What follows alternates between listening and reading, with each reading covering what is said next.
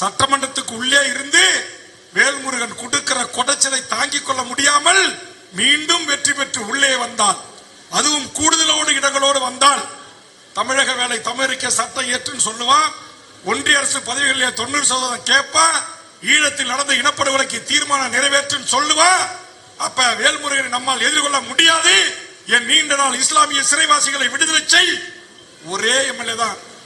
இஸ்லாமிய பறக்காத வேல்முருகன் என்ற பெயரை தாங்கிய நான் தான் ஒவ்வொரு கூட்டத்தொடரிலும் நீண்ட நாள் இஸ்லாமிய சிறைவாசிகளை விடுதலை செய்யுங்கள் முதலமைச்சரே, யார் உங்களை தடுக்கிறார் என்று கேட்ட ஒருவன் வேல்முருகன் என்பது.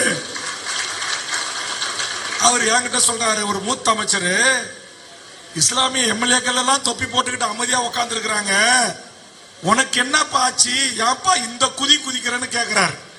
ஆம், இஸ்லாமிய உறவுகளை தேர்தலுக்கு பகடக்காயாக பயன்படுத்துகிற அரசியல்வாதி அல்ல வேல்முருகன்.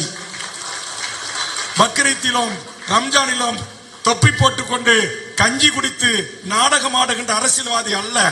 பாத்தீங்களா, சமீப காலத்தில் எங்கேயாச்சும் இதுல இருந்து எனக்கு ஒரு விழிப்புணர்வு, ஒரு அறிவு பெற்ற பிறகு நான் இந்த நோன்பு கஞ்சிக்கு எங்க பாய்ங்க கூப்பிடுவாங்க, வரமாட்டேன்ட்டேன்.